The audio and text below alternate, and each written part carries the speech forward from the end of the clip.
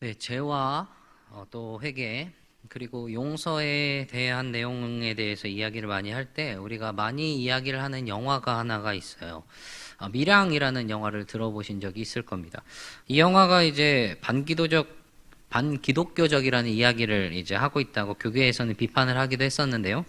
어쨌든 지금 초점을 맞추고자 하는 것은 그것이 아니고 영화에서 이야기하고 있는 그 종교에서 말하는 용서도 사실은 우리가 말씀 속에서 보고 있는 그 회개와 용서하는 거리가 먼 이야기죠.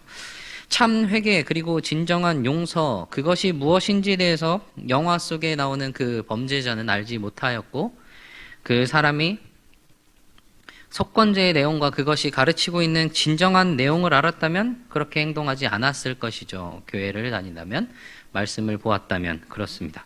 성경에서 가르치는 그 회개와 용서에 대한 참 의미를 그 영화 속의 등장인물인 그 범죄자도 몰랐고 당연히 그 시나리오를 작성하는 그 제작하는 영화의 제작사들도 온전하게 알지 못했을 겁니다. 그렇기 때문에 그것을 보면서 많은 사람들이 기독교의 용서에 대해서 잘못 알고 비판을 하는 모습도 있었던 것이죠.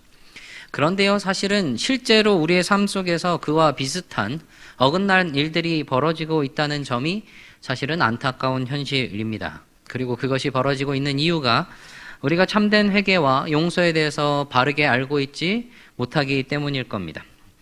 우리 지난 주일을 청년 2부 수련회로 함께 하였는데 그 이전 주일까지 우리가 나누었던 4가지 제사가 있습니다. 이제 오늘 마지막 제사를 나누게 될 텐데 번제, 소제, 화목제, 그리고 속죄제, 그리고 오늘 나누게 될 그리고 속건제를 나누게 될 텐데요. 속죄제, 속건제, 속죄 할 때 죄가 허물 죄자예요, 한문으로. 그리고 오늘 속건제에서 건자도 한문으로 허물 건자입니다. 그리고 둘 다 어떤 잘못에 대한 속죄와 관련된 이야기이기 때문에 이 두 제사가 비슷한 것이 아닌가라는 이야기를 하기도 합니다. 그런데 이 두 제사는 완전히 다릅니다. 명확하게 구분이 되고 있어요. 제사를 드려야 하는 상황도 다르고 제사에 사용되는 제물도 다르고 그리고 여러 가지를 종합을 해봐도 이 두 제사는 다른 제사입니다. 그러면 이 속건제는 어떤 제사일까? 그리고 그 제사를 통해서 무엇을 이야기를 하고자 하시는 걸까? 한번 생각을 해보게 되는 것이죠. 그것을 통해서 우리가 서두에 나누었던 그 이야기, 참된 회개와 용서에 대한 이야기를 생각을 해보게 됩니다. 속건제 5가지 5대 제사 중에 이제 마지막 제사예요. 이 제사가 속죄제랑은 다르다고 했습니다. 속죄제는 죄를 씻어낸다는 성격이 들어있었습니다. 그래서 정결이라는 말을 대신 사용할 수도 있다고 했어요. 그래서 그런 의식적인 절차가 굉장히 까다로웠죠. 여러 절차들을 굉장히 길게 기록을 해두었습니다. 죄를 씻어내기 위해서는 죄로 인하여 오염된 그 성소와 그 곳들을 깨끗이 씻어내야 했기 때문이죠. 그것을 씻어낼 수 있는 것은 피였습니다. 동물들의 피로 그것을 씻어냈죠. 그래서 신분별로 각기 다른 제물들을 바치는 모습들을 보여주었어요. 그런데 이 속건제에서는요, 그 의식 절차에 대해서는 그렇게 구체적으로 기록을 하지 않고 있습니다. 상당히 간략하게 기록을 하고 있어요. 상당히 정말 간략하게 묘사를 하고 있죠. 물론 속건제도 번제나 화목제, 속죄제와 마찬가지로 짐승에게 안수를 하고 제단에 피를 뿌리는 의식이 있어요. 그런데 오늘 본문에서는 그것에 대한 언급은 하지 않고 있습니다. 그런 의식들이 구체적으로 기록이 되고 있지 않다는 것이죠. 그러니까 속건제에서는 초점을 맞추고 있는 것이 무엇이냐면 이 속건제에서는 제단에서의 그 제사의 의식적인 절차보다는 이 짐승에 대한 그 제물의 가치에 대해서 초점을 맞추고 있다는 것이죠. 제물이 무엇인가, 제물이 얼마만의 가치가 있는가에 대한 그런 초점을 보여주고 있다는 겁니다. 그럼 속건제에서는 어떤 제물을 드리느냐 보면은 속건제에서는 단지 숫양 그리고 수컷 어린 양만을 바칠 수가 있었습니다. 다른 제사에 비해서 이 속건제에서는요 독특하게 한 종으로만 양이라는, 그것도 숫양이라는 그 종으로만 제물을 제한한다는 점이 상당히 독특한 점입니다. 물론 이 숫양과 수컷 어린 양은요 번제나 화목제나 다른 제물로도 바쳐지기도 했지만 번제나 화목제는 그 외에도 다른 짐승들을 제사로도 드렸던 것이죠. 거기에다가 이 속죄제는요 지지난주에 나눴던 속죄제는 숫양과 수컷 어린 양은 제물로 허용하지 않았습니다. 수소 그리고 수컷 암컷 염소들, 그리고 암컷 어린 양, 거기에 이제 새가 속죄 제물로 바쳐졌던 것이죠. 이런 많은 종류 중에서 숫양만 들어있지 않아요. 이 속죄제와 속건제를 명확하게 구분하는 표시 중에 한 가지인 것입니다. 그러면 이 속건제 언제 드렸을까요? 언제 드려야 했을까요? 먼저는요, 성물에 대한 범죄입니다. 성물, 거룩한 기구나 기물들에 대한 그런 범죄를 이야기를 하고 있어요. 성물을 범하였을 경우에 이 속건제를 드려야 했습니다. 성물에 대한 범죄를 두 가지로 또 나뉘고 있는데, 먼저는 5장을 보면, 여러분도 오늘 인용 구절이 좀 많은데 나눠드린 나눔지 뒤에 보면 인용 구절이 있어요. 보시면서 함께 나누면 좋을 것 같은데요. 5장 15절에서 말하고 있는 게 무엇이냐면, 누구든지 여호와의 성물에 대하여 부지 중에 범죄하였으면 여호와께 속건제를 드리되 라고 이렇게 이야기를 하고 있습니다. 여러분, 우리 부지 중에, 알지 못하는 중에 이 이야기를 나눴었죠. 속죄제를 이야기를 하면서. 쉬가가라는 단어였어요. 부지 중, 실수, 허물. 그러니까 실수나 사고에 의해서 고의적이지 않은, 의도하지 않은 범한 것을 이야기를 한다고 했습니다. 여기에서도 동일한 의미로 사용이 됩니다. 그런데요, 개역개정에서는 이 부지 중에라고 번역을 했는데, 원문에서는 거기에 쉬가가라는 이 단어 말고 또 다른 한 가지 단어가 포함이 되어 있습니다. 무엇이냐면 말이라는 단어예요. 말. 이 단어의 의미는요, unfaithfully라는 말이에요. 그러니까 불성실하다, 신실하지 못하다라는 그런 의미를 이야기를 하고 있는 단어죠.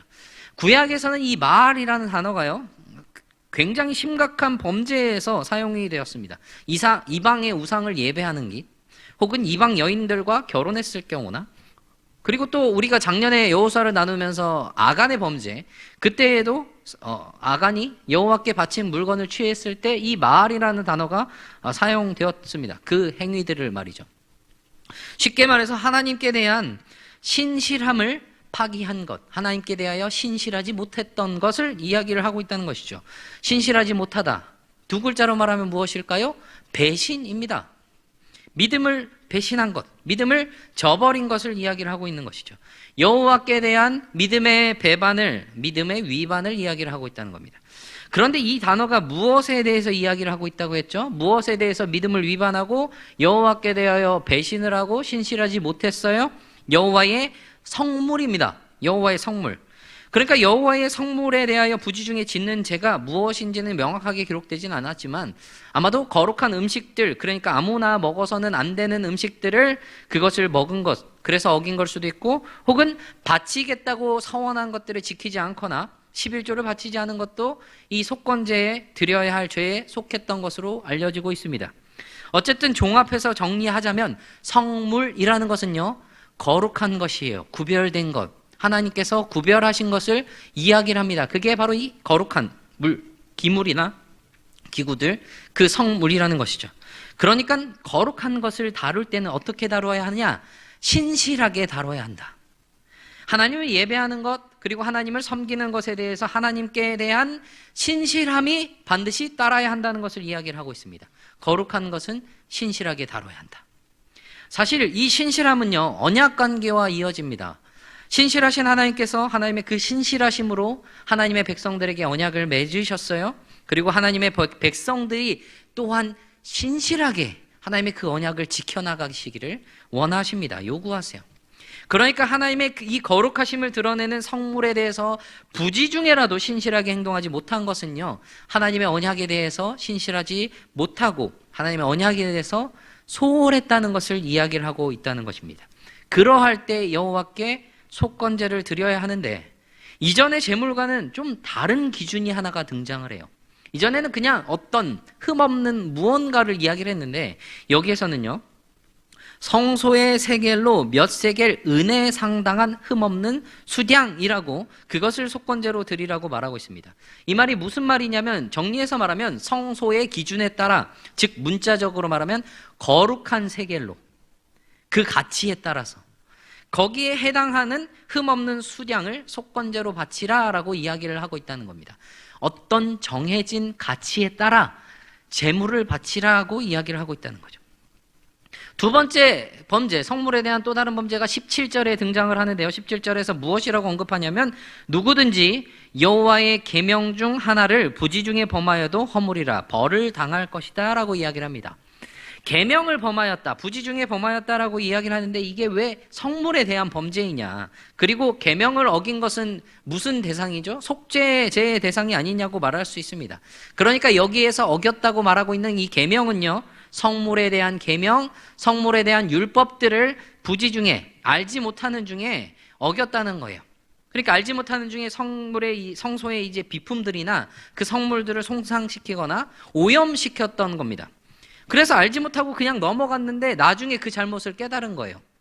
그래서 그때 정확히 어떻게 범했는지는 알지 못하지만 내가 잘못을 했구나, 성물에 대해서 잘못을 했구나를 깨닫게 된 것이죠.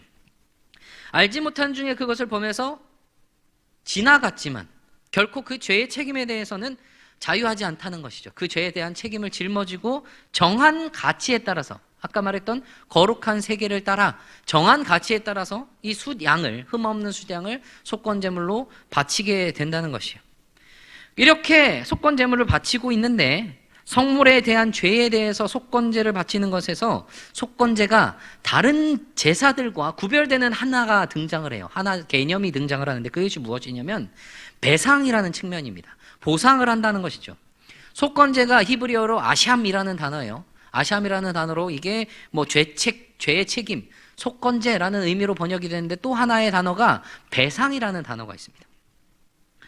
5장 16절에 보면은 성물에 대한 잘못을 보상하라고 하면서 무엇이라고 이야기를 하냐면 그것에 대해서 5분의 1을, 그러니까 자신이 오염시키거나 그것을 잘못을 저질렀던 그 성물에 대한 5분의 1을 더하여서 제사장에게 주라라고 말하고 있습니다. 잘못에 대한 그 죄에 대한 보상을요, 이 성물 자체에 대한 배상과 함께 이루어져야 한다고 이야기를 하고 있다는 것이죠. 속건제와 더불어 그것에 대한 배상이 함께 이어져야 한다는 거예요. 그래서 그 성물에 대한 값의 5분의 1, 원래 성물에 대한 값에다가 20%를 더해서 120%를 배상을 해야 한다는 것입니다. 성물에 대한 두 번째 사항에서는 그런 배상이 없는데, 왜냐하면 자신이 어떤 종류의 잘못을, 어떤 것에 대한 잘못을 저질렀지 못했기 때문에 그것에 대한 배상은 없지만 분명한 것은요, 죄의 책임은 여전히 짊어져야 한다는 겁니다. 그러니까 첫 번째로 이야기하고 있는 이것들에 대해서, 성물에 대한 이야기를 할 때 누구에 대한 잘못이냐, 누구에게 잘못을 했냐, 정확히 이야기하자면 이것은 하나님께 대한 잘못을 이야기를 하고 있습니다. 하나님과의 관계에서, 신적인 차원에서 이야기를 하고 있다는 것이죠.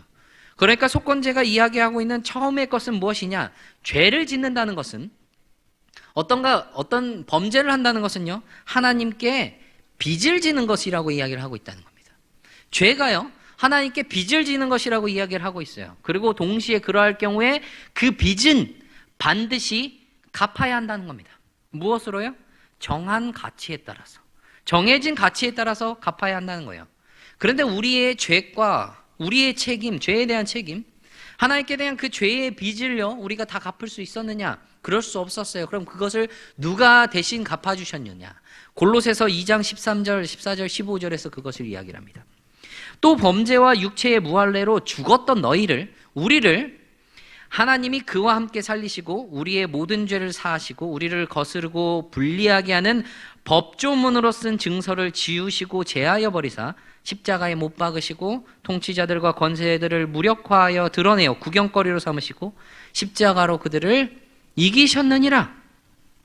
여기에 보면 14절에 무엇이라고 이야기를 하냐면 법조문으로 쓴 증서를 지우시고 제하여 버리셨다라고 이야기를 합니다. 여기에서 이 증서가 구체적으로 직접적으로 얘기하면 손으로 쓴 증서를 이야기를 하는데, 구체적으로 이야기를 하면 무엇을 이야기를 하냐면 빚에 대한 증서입니다. 빚문서 같은 것이죠. 그러니까 이 빚문서를 예수 그리스도께서 십자가에 못 박히심으로 그 빚문서를 폐기시키신 것이에요. 우리의 빚문서를 말입니다. 그것을 이야기를 하고 있다는 것이죠. 예수 그리스도께서 그 십자가의 고난을 통해서 우리의 죄값을 그 피값으로 채우시고 그 빚을 대신 치르신 것에 대한 이야기가 이사야 53장에서 너무나도 잘 나와 있습니다. 이사야 53장, 우리 고난받는 종 메시아에 대한 이야기, 너무 유명한 본문인데요. 이사야서 53장 5절부터 6절은 더 유명합니다. 우리 고난주간에 많이들 묵상하는 내용입니다. 그가 찔림은 우리의 허물 때문이요, 그가 상함은 우리의 죄악 때문이라. 그가 징계를 받음으로 우리는 평화를 누리고 그가 채찍에 맞음으로 우리가 나음을 받았도다. 우리는 다 양 같아서 그릇 행하여 각기 제 길로 갔거늘 여호와께서는 우리 모두의 죄악을 그에게 담당시키셨도다. 그 곤욕과 신문, 그 고난, 보통 본래 마땅히 형벌을 받아야 할 백성들, 우리들, 그것 허물 때문이라는 겁니다. 그렇게 고난을 당한 예수 그리스도의 그 고난이, 그 십자가가 우리의 허물로 인해서, 우리의 죄악으로 인해서 그 형벌을 당하셨다는 것을 이야기를 하고 있다는 거예요. 그런데 이 이사야 선지자가 그리스도께서 당하실 고난을 예언할 때 10절에서 이사야서 53장 10절에 이렇게 이야기를 해요. 여호와께서 그에게 상함을 받게 하시기를 원하사 질고를 당하게 하셨은즉 그의 영혼을 속건제물로 드리기에 이르면 그가 씨를 보게 되며 그의 날은 길 것이요 또 그의 손으로 여호와께서 기뻐하시는 뜻을 성취하리로다. 그의 영혼을 속건제물로 드리기에 이르면 대신 갚아주신 그 은혜로 인해서 하나님의 기뻐하시는 뜻을 성취하신 겁니다. 우리가 마땅히 짊어져야 할 그 빚의 무거운 무게를, 그 죄의 책임을, 그 죄값을 예수 그리스도께서 속건제물로 대신 갚아주셨다는 것, 그것을 너무나도 명확하게 보여주고 있는 본문이에요. 예수 그리스도께서 우리의 빚을요 대신 배상하셨다는 것을 이야기를 하고 있습니다. 제사들을 보면요, 제사들은 죄와의 관계를 설명을 해줍니다. 번제는 죽을 수밖에 없는 죄인들을 대신해서 동물의 몸값을 지불함으로 하나님의 진노를 가라앉히는 것으로 그 관계를 제시합니다. 하나님의 진노에 대한 그 죄값을 치르는 것, 동물의 그 몸값을 이야기를 하고 있다는 거예요. 속죄제는 죄로 더럽혀진 곳, 하나님이 거하실 수가 없습니다. 그래서 그곳을 깨끗하게 해야 했어요. 동물의 피로 정결하게 하는, 정화시키는, 그래서 그 안에 하나님이 그의 백성들 가운데 거하실 수 있도록 정결하게 하는 것을 제시를 합니다. 속건제는요, 죄로 인하여 하나님께 끼친 빚을 반드시 보상해야 한다는 그것을 제시를 합니다. 그리고 그것을 해결하는, 배상했다는 것을 이야기를 하고 있어요. 그런데 아까 말했던 것처럼 우리는요, 그 빚을요, 그 죄의 대가를 치를 능력이 없습니다. 없었어요. 우리가 그것을 다 갚을 수가 없었던 겁니다. 그 빚을 누가 대신 지셨느냐? 그리스도께서 대신 지셨고 대신 갚아주셨고, 그리고 단번에 그것을 해결하셨기에 우리는 더 이상 속건제물을 짊어지고 가지 않아도 하나님께로 나아갈 수 있게 되었다는 겁니다. 누가복음 7장 36절부터 보면요, 예수님께서 바리새인 집에 들어가서 그곳에서 식사를 하시는 장면이 나와요. 그때 한 여인이 예수님께 와서 예수님의 발에 입 맞추고 향유를 부었던 그 죄를 지은 한 여인을 성경에서는 언급을 하고 있습니다. 그 여인이 그렇게 하는 것을 보고 예수님을 초청한 그 바리새인이 막 예수님에 대해서 의문을 가져요. 저 여인이 어떤 여인인지 알았으면 예수님께서 저거를 그냥 놔두지 않으셨을 거야 라고 그렇게 의문을 가집니다. 그때 예수님께서 하나의 비유를 해주세요. 빚 주는 사람이, 돈이 많은 사람이겠죠? 빚 주는 사람이 빚을 이렇게 줬어요. 그 사람에게 빚진 사람이 둘이 있습니다. 한 사람은 500데나리온을 줬고요, 한 사람은 50데나리온을 빚을 졌습니다. 근데 둘 다 갚을 것이 없어요. 이 빚쟁이가 두 사람을 다 탕감을 해준 겁니다. 500데나리온과 50데나리온. 그럼 둘 중에 누가 그를 더 사랑하겠느냐? 그렇게 예수님이 물으셨어요. 여러분, 누가 더 사랑하시겠습니까? 사랑하겠어요? 500데나리온, 50데나리온이라서 조금 이해가 좀 덜 되시면 5억 5천만 원? 누가 더 사랑하겠습니까? 많이 탕감받은 사람이 더 사랑한다. 바리새인도 그렇게 대답을 합니다. 우리가 얼마나 많은 빚을 졌는지, 얼마나 많은 죄값을 치러야 하는지 우리가 모르고 지나가면서 그리스도의 피로 우리가 죄를 탕감받았다는 것에 너무나도 쉽게 생각하는 경우가 종종 있는 것 같습니다. 우리는요, 우리가 빚진 자였다는 사실을, 그것도 무엇으로도 갚을 수 없는 그 빚을 지었던 사람이라는 사실에 대해서 분명히 인식할 필요가 있습니다. 마치 하나님이 우리에게 빚을 지신 것처럼 우리의 어떤 활약이나 우리가 무언가를 했다고 하나님께 무언가 그거 빚을 맡겨둔 것 마냥 그렇게 여겨서는 결코 안 된다는 것이죠. 빚진 자에 대한 의식, 그 여인이 눈물을 쏟으면서 주님의 발에 향유를 부으며 머리털로 주님의 발을 닦은 그런 심정이 우리에게도 있어야 한다는 겁니다.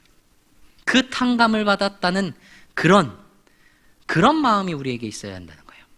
그럼 그런 빚을 탕감받은 자로서 우리의 모습은 어떠해야 하느냐? 속건제가 이야기하고 있는 하나님께 대한 것이 신적인 차원만 있는 것이 아닙니다. 또 다른 차원을 하나를 이야기를 해요. 오늘 우리가 읽은 본문 6장 2절 3절에 보면요, 누구든지 여호와께 신실하지 못하여 범죄하되 곧 이웃이 맡긴 물건이나 전당물을 속이거나 도둑질하거나 착취하고도 사실을 부인하거나 남의 잃은 물건을 줍고도 사실을 부인하여 거짓 맹세하는 등 사람이 이 모든 일 중에 하나라도 행하여 범죄하면, 이렇게 속건제를 바쳐야 할 상황에 대해서 이야기를 해요. 그러니까 정리를 하자면 이웃의 재산에 대해서 손해를 끼친 경우를 이야기를 하고 있는 겁니다. 도둑질을 하거나 아니면 착취했거나 아니면 무언가 주워놓고서도 거짓 맹세를 하면서 그것을 돌려주지 않거나 이런 것들을 이야기를 하고 있다는 겁니다. 그때 속건제를 드려야 하는데 앞부분에 주목을 해서 보면 무엇이라고 이야기를 해요? 이 허물에 대한 것, 여호와께 신실하지 못하여 범죄했다라고 이야기를 하는 겁니다. 이웃에게 저지른 그 죄도 하나님께 대한 범죄로 간주한다는 거예요. 그래서 이 사실을, 그래서 하나님께 대한 속건제가 함께 드려진다는 겁니다. 이렇게 죄를 지으면 하나님께 대한 범죄이므로 정한 가치에 따라서 속건 제물을 드립니다. 흠없는 수량으로. 그리고 동시에 이웃에게 배상해야 할 것이 있어요. 이웃에게 끼친 그 손해에 대해서 제물의 5분의 1, 즉 120%를 더해서 배상을 해야 한다는 겁니다. 그런데 우리 여기에서 120%, 20%만 더한다는 것을 한번 생각을 해봐야 될 부분이 있어요. 뭐냐면요, 출애굽기 22장에 보면 재판에서 죄를 인정받을 때 배상을 해야 할 경우에서는 2배에서 5배까지 보상을 하라고 이야기를 합니다. 그러니까 오늘 본문에서 암시하고 있는 분명한 사실이 뭐냐면요, 죄를 범한 사람이 그 피해자, 이웃에게 대해서 내 죄를 자백하고 사죄한 것이 암시되어 있다는 겁니다. 그러고 난 다음에야 속건제를 드릴 수 있다는 거예요. 사죄하고 그것을 배상하고 난 뒤에 속건제를 드릴 수 있게 되었다는 겁니다. 누가복음 18장, 19장에 보면 2명의 관리가 각각 한 장씩 등장을 합니다.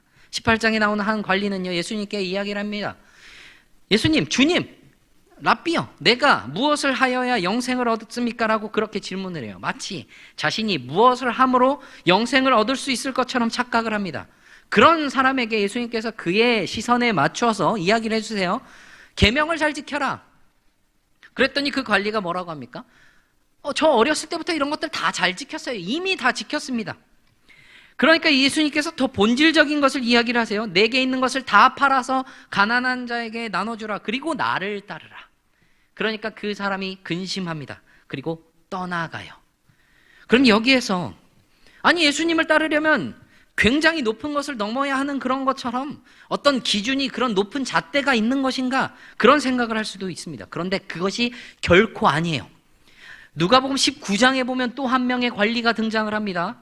이 사람은 세리장이에요. 그리고 이 사람도 굉장한 부자였습니다. 이름이 삭개오예요.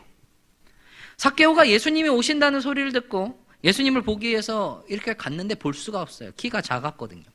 그리고 사람들이 너무 많았어요. 그래서 그가 뽕나무, 그 돌 무화과 나무라고 거기에 올라갔습니다. 그리고 그곳에서 예수님을 바라볼 때 나무에 올라있는 삭개오를 바라고 예수님께서 삭개오를 부르십니다. 삭개오야, 속히 내려오라. 내가 오늘 내 집에 유하여야 하겠다. 삭개오의 집에 오시겠다는 겁니다. 삭개오 너무나도 즐거웠습니다. 예수님 우리 집에 거하신다고 얼마나 감격적이었겠습니까? 그런데 사람들은 못마땅했어요. 예수님께서 죄인의 집에 들어가신다고 말이죠. 그때 삭개오가 무엇을 이야기를 하냐면 누가복음 19장 8절이에요. 주여 보시옵소서, 내 소유의 절반을 가난한 자들에게 주겠으며 만일 누구의 것을 속여 빼앗은 일이 있거든 내 갑절이나 갚겠나이다. 부자인 삭개오, 가난한 사람들에게 절반을 주면 일단 소유가 반이 줄어들죠. 거기에 남의 것을 빼앗은 일이 있다면 남은 것이 없을 거예요. 이제 남은 것이 전혀 없어질 정도로 다 털털 털릴 겁니다. 속건제에 따르면 빼앗은 것에 대한 배상 20%잖아요. 원래의 것에 120%예요. 지금 삭개오 뉘우치고 있잖아요. 그런데 먼저 내 갑절이나 갚겠다고 스스로 예수님께 먼저 그렇게 이야기를 하고 있다는 겁니다. 예수님이 먼저 그에게 어떤 넘어야 할 잣대가 있다고 이야기를 하신 게 아니에요. 삭개오가 먼저 이야기를 했습니다. 그리고 그 말을 들은 예수님께서는 무엇이라고 이야기를 하셨냐면 오늘 구원이 이 집에 이르렀으니 이 사람도 아브라함의 자손이미로다. 예수님과의 만남에서 그 주님의 만남을 너무나도 즐거운 그 만남, 주님과의 관계, 너무나도 기쁜 그 관계, 그것을 즐기고 누리기에 앞서서 무언가를 먼저 했습니다. 그게 무엇이냐면 사람들과의 관계, 사람과의 관계에서의 문제점들을 그것을 해결을 하고 주님과의 관계를 즐겁게 누리려고 했던 것입니다. 하나님과의 바른 관계를 정립하기 위해서 그 바른 관계를 온전하게 누리기 위해서는 사람과 사람 사이의 그 차원의 문제도 해결해야 한다는 것을 보여주고 있는 것이에요. 주님께 빚을 탕감받은 자의 모습을 너무나도 잘 드러내고 있는 이 삭개오의 모습이에요. 하나님과의 그 바른 관계를 정립하기 위해서 사람의 문제, 사람과의 문제 또한 해결이 되어야 한다는 것을 보여주고 있습니다. 이전에 설교에서도 이야기를 했지만 예수님께서도 마태복음 5장에서 예물을 제단에 드리기에 앞서서 형제와 다퉜던 것이 생각이 나거든 가서 화해하고 먼저 형제와 화목하고 다시 와서 예물을 드리라라고 이야기를 했던 것, 바로 이것을 너무나도 잘 보여주고 있는 것입니다. 우리는 때로는 하나님과의 관계, 그 신적인 차원에서만 우리의 삶이나 예배를 생각할 때가 있습니다. 그런데 사람과도 화목해야 함을 이 인적인 차원에서도 우리의 삶과 또한 예배를 생각해 보아야 할 필요가 있다는 것을 분명히 알아야 한다는 것입니다. 무엇으로도 갚을 수 없는 그것을, 그 은혜를, 그 빚을 주님께서 갚아주셨습니다. 탕감해 주셨어요. 은혜를 받았습니다. 무엇으로 갚으실래요? 그거 갚을 수 있겠습니까? 우리가 무엇을 한다고 해도 그 어떤 정말 위대하고 훌륭한 일을 한다고 해도 갚을 능력이 되지 않습니다. 그런데 주님께서 우리의 어떤 모습을 보시고 칭찬하시고 기뻐하십니까? 형제와 화목한 모습, 서로 간의 화해와 용서의 모습, 나의 잘못을 철저하게 고백하고 용서를 구하는 모습, 그리고 동시에 화해를 받아주고 용서하는 모습, 그 모습을 보고 기뻐하신다는 것이죠. 마태복음 18장에 보면요, 21절 이후에 예수님께서 용서에 대해서 가르치세요. 그러면서 이런 비유를 하시는데요. 10,000달란트 빚진 자가 있습니다. 도저히 갚을 길이 없어요. 그걸 어떻게 갚겠습니까? 그래서 이 종이 애원하면서 주인에게 도저히 못 갚겠습니다, 갚을 능력이 없습니다라고 그럴 때 주인이 그 빚을 탕감해 줍니다. 거저 탕감해 줬어요. 그런데 그 종이 나가다가 자신에게 100데나리온 빚진 동료를 만나요. 그리고 그 동료가 조금만 기다려달라고, 지금은 갚을 수 없지만 내가 꼭 갚겠다고 조금만 기다려달라고 간청할 때 이 종은 이 동료를 끌고 가서 옥에 가둡니다. 주인이 그걸 다 들어요. 그리고 이 종을 부릅니다. 호되게 말하죠. 악한 종아, 네가 애원하길래 너를 불쌍히 여겨서 너의 그 큰 빚을 내가 다 탕감해 줬는데 너는 마찬가지로 내 동료를 불쌍히 여기는 것이 마땅하지 않겠느냐? 라고 하면서 그 종을 옥에 가둡니다. 우리는 도저히 갚을 수 없는 그런 은혜를 받았습니다. 누구보다도 큰 은혜를 우리예요. 누구보다 그 은혜를 주신 주님을 사랑할 수밖에 없습니다. 마땅히 말입니다. 그런데요, 주님께서는 우리가 하나님과의 관계를 소중히 여기고 그 관계를 위하여 힘써야 하듯이 동시에 우리의 형제들과 우리의 이웃들과도 동일하게 그 관계를 소중히 여기는 것을 기뻐하신다는 겁니다. 그리고 우리가 용서를 받았듯이 용서해주는 모습이 있어야 한다는 거예요. 그런데 용서는 누구의 몫이죠? 용서해주는 사람의 몫입니다. 잘못을 저지른 사람이 스스로 해결했다고 용서받았다고 한다? 결코 그렇게 이야기를 하지 않습니다. 하나님께 대하여만 잘못을 회개하고 용서받으면 끝이라고 성경은 결코 말하지 않고 있다는 겁니다. 사람과의 관계에서도 그 잘못을 뉘우치고 용서를 구하고 그 용서를 상대방이 했을 때 온전한 해결이, 그래서 먼저 형제와 화목하라고 말씀을 하고 계시다는 거예요. 그런데 곰곰이 생각해 보아야 할 문제가 하나 있습니다. 사람과 사람 사이의 관계가 그렇게 단순하지 않아요. 굉장히 복합적이죠. 한 사람만 잘못하는 경우도 있겠지만 대다수의 경우에 우리는 서로에게 잘못을 저지르고 상대방의 잘못으로 인해서 상처를 받습니다. 상대방의 잘못에 대하면 예민하고 나의 잘못에 대해서는 관대한 내로남불이라고 하죠. 사람들의 대부분의 경우는 그런 경우가 많습니다. 사람은 이기적인 부분이 너무나도 많아서 그런 것들이 너무나도 많아요. 그런데 우리는요, 구별된 사람들, 그리스도에 인하여서 그 빚을 탕감받은 사람들입니다. 그 은혜에 힘입어서 서로에 대하여 나의 잘못을 뉘우치고 서로를 용서해주는 그런 모습이 있어야 합니다. 웨스트민스터 신앙고백서에서는 회개라는 것에 대해서 이야기를 하면서 무엇이라고 이야기했냐면, 정리를 하자면 잘못을 한 사람은 그 해를 받은 사람에게 빚을 지고 있기 때문에 그의 감정이나 그의 이익에 대해서 가능한 모든 배상을 해야 한다라고 이야기를 합니다.